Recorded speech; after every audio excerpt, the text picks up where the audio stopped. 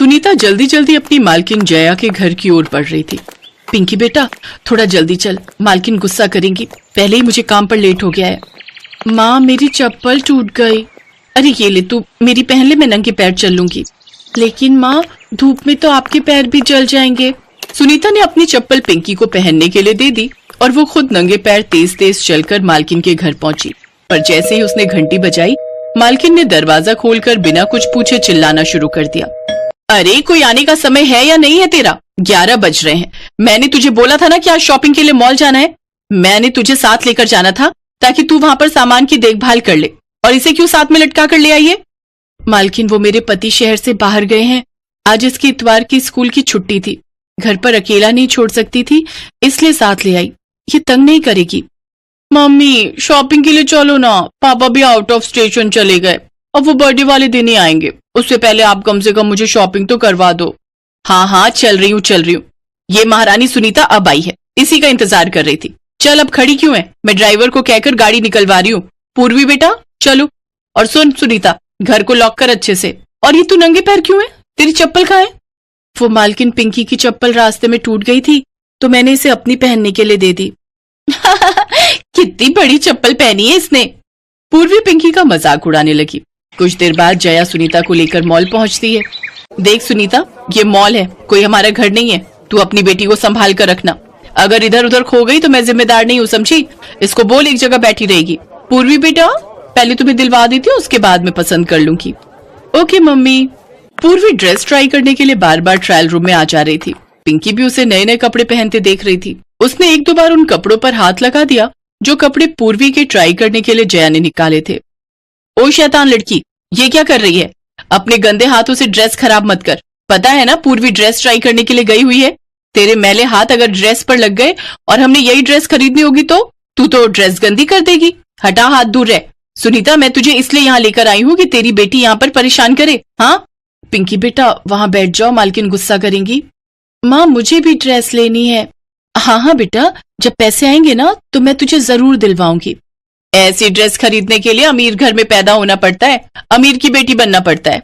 पर तुम हो गरीब की बेटी हो, इसलिए तुम्हारे लिए ये कपड़े नहीं बने हैं, समझी? सुनीता बच्चों से सच कहना सीख। सुनीता की आंखों में आंसू आ जाते हैं, पर वो वहां नौकर थी, वो कुछ कह नहीं सकती थी। कुछ देर बाद पूर्वी अपने लिए ड्रेस पसंद कर लेती है। उसके बाद जया अपने कपड़े पसंद करके ट्रायल रूम में जाने लगती है। सुनीता पूर्वी का ख्याल रखना, मैं जरा ड्रेस चेक करके आती हूँ, कहीं ऐसा ना हो कि तू अपना ध्यान अपनी बेटी में लगाए। मम्मी जल्दी आना, मुझे आइसक्रीम खानी है। सुनीता जरा मेरा बैग पकड़ना। आई मालकिन। मम्मी तो मुझे नहीं लगता इतनी जल्दी आएंगी। एक काम करती हूँ, मैं मॉल में खुद ही आइसक्रीम ढूंढ लेती हूँ कि कहाँ मिलेगी। पिंकी चल मेरे साथ, मुझे आइसक्रीम खानी है। सुनीता जया का बैग पकड़ने के लिए चली जाती है। इतनी देर में पूर्वी पिंकी को लेकर आइसक्रीम खाने के लिए मॉल के ऊपर वाले फ्लोर पर चली जाती है। अरे मुझे तो वॉशरूम जाना है पिंकी, मैं वॉशरूम होकर आती हूँ, फिर आइसक्रीम लूंगी। पूर्वी वॉशरूम चली जाती है। अचानक मॉल के उस एरिया में आग लग जाती है। सब लोग भागने लगते हैं। आग? पर पूर्वी तो वॉशरूम के अंदर है। पूर्वी बाहर सब लोग भाग रहे हैं और बोल रहे हैं कि बाहर आग लग गई है। पागल है क्या? ऐसे आग नहीं लगती, अभी आ रही हूँ। पूर्वी वॉशरूम में ही रहती है। उधर जया और सुनीता उन्हें ढूंढ रही थी। पूरे मॉल में आग की खबर फैल जाती है और भगदड़ मच जाती है। बेटा ये लो, ये कंबल ओढ़कर बाहर चलो, मैं भी इसे ओढ़कर आग से बाहर जा रही हूँ। इस कंबल में आग नहीं लगेगी, हमें मॉल की नीचे वाली मंजिल पर जाना है।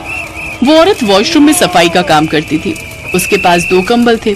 उसने एक कंबल पिंकी को दे दिया और वहां से चली गई। पूर्वी वॉशरूम से बाहर आई तो उसने आग देखा और वो घबरा गई। यहाँ तो सचमुच आग लगी है, मुझे मॉम के पास जाना है। पूर्वी एक काम करो, ये कंबल ओढ़ लो, वो आंटी कह रही थी इससे आग नहीं लगेगी। अगर मैं ओढ़ूंगी इसे तो तुम क्या लोगी?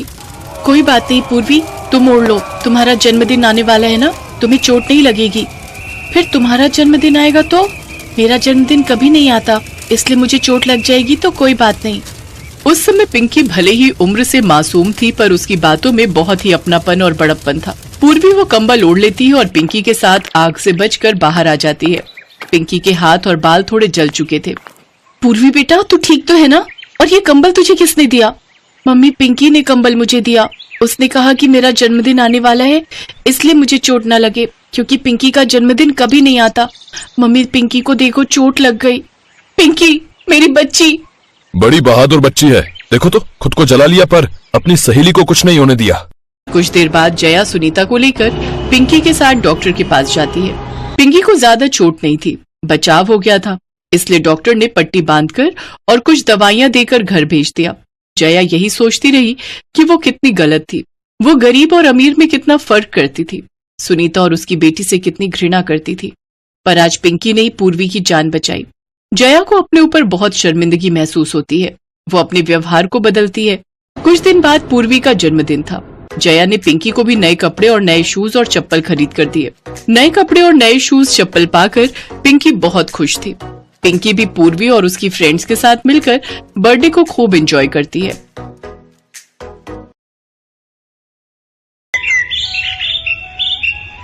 माँ सुनो ना।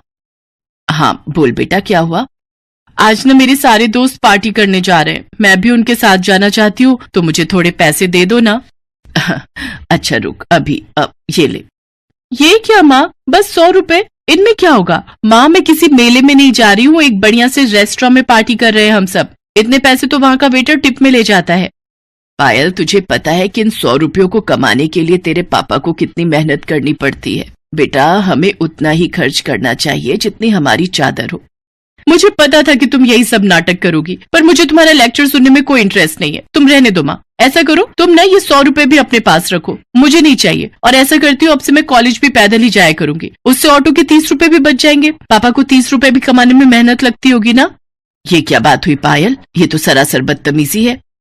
ज्योति अपनी बात पूरी कर पाती उससे पहले ही पायल पैर पटकते हुए वहां से चली गई। ये कहानी इसी लड़की पायल और उसकी माँ ज्योति की है। ज्योति के पति का नाम अजय था और उन दोनों की इकलौती बेटी थी पायल। अजय एक कार मैकेनिक था। ज्योति और अजय में अच्छी बनती थी, लेकिन इनकी बेटी पायल, उसके मिजाज जरा अलग थे। उस दिन अपनी माँ से नाराज होकर जब वो अपने कॉलेज पैदल ही जाने लगी, तभी रास्ते में उसके पास एक बड़ी सी गाड़ी आकर रुकी। ओह हाय पायल, कैसी हो? सॉरी, मैंने आपको पहचाना नहीं। अरे मैं तुम्हारा सीनियर विकास, बीएससी फाइनल ईयर। हम मिले थे ना उस दिन कॉलेज लैब में। ओह हाँ, अब याद आया। हाय, मैं अच्छी हूँ। What about you? I am too good. तुम कॉलेज ही जा रही हो ना? हाँ।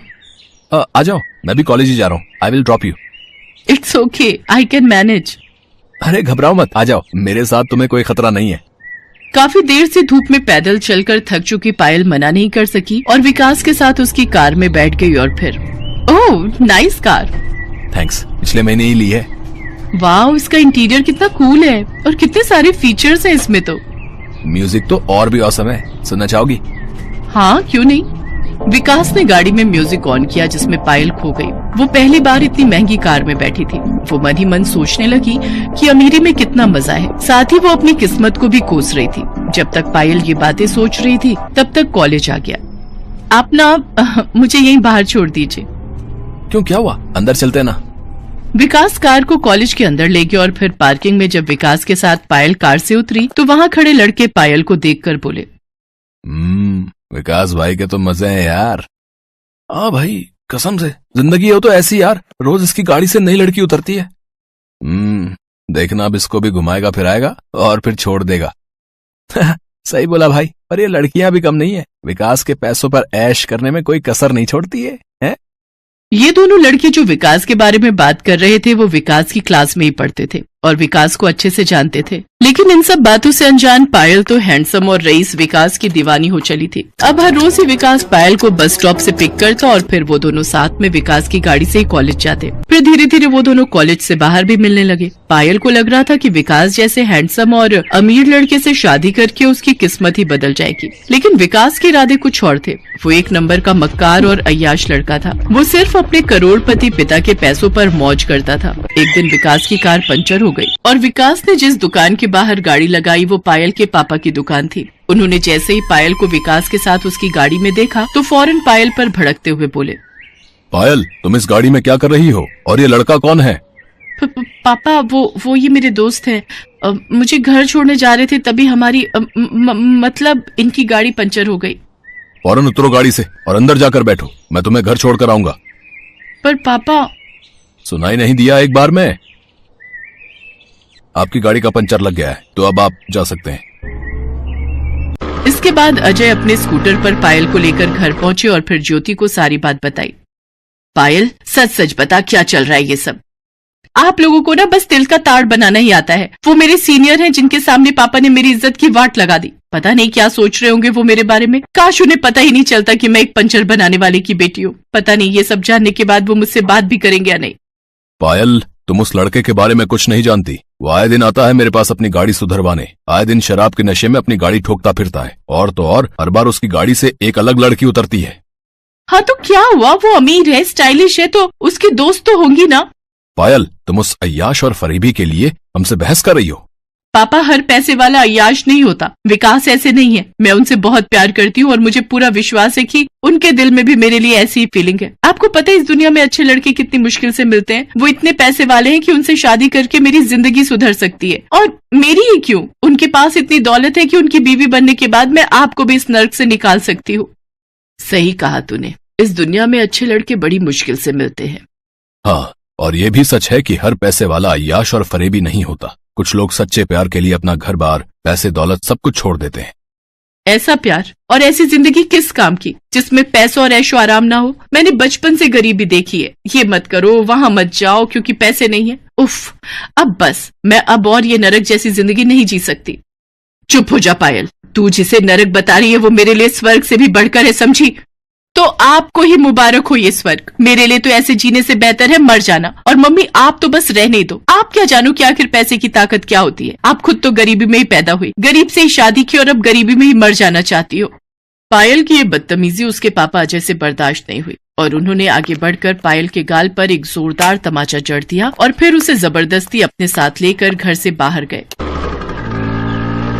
कुछ ही देर में उनका स्कूटर एक आलीशान बंगले के बाहर आकर रुका। पापा, ये कहाँ लेकर आए हैं मुझे और क्यों? तुझे दिखाने की तू अपनी जिस मम्मी को बेइज्जत कर रही थी कुछ देर पहले, आखिर उसकी असली औकात क्या है।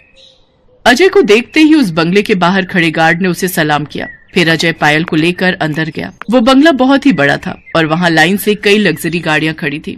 तभी वहाँ एक रौबदार बुजुर्ग आए। अजय ने उनके पैर छुए और फिर, पिताजी, आपने सच ही कहा था। मैं आज वाकई अपनी गरीबी से हार गया और मुझे मेरी इस हार का एहसास कराने वाली मेरी खुद की बेटी है। आपने ठीक ही कहा था कि मैं चाहे जो कर लूं, लेकिन एक दिन हार मानकर आपकी चौखट पर जरूर आऊंगा। तो लीजिए, मैं आ गया पिताजी।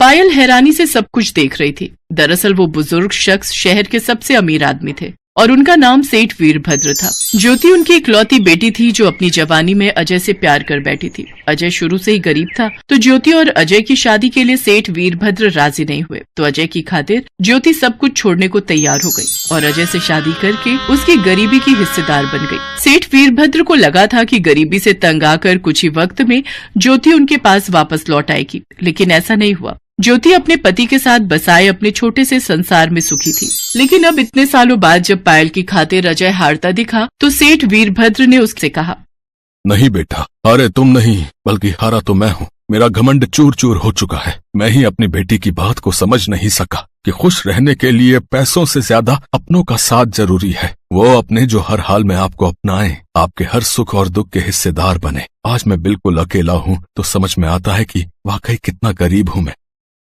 इतना कहकर सेठ वीरभद्र फूट फूट कर रोने लगे। अजय ने उन्हें संभाला और ये सब देखकर पायल की आंखें भी खुल गईं। उसे समझ आ गया था कि वो असल में एक अमीर माँ की गरीब बेटी थी जो अपनी ही माँ के संस्कारों को नहीं समझ सकी और अब तक सिर्फ पैसों के पीछे ही भाग रही थी, जिन्हें उसकी माँ ने सालों पहले अपने सच्चे प्यार के लिए ठुकरा दिया। Thanks for watching.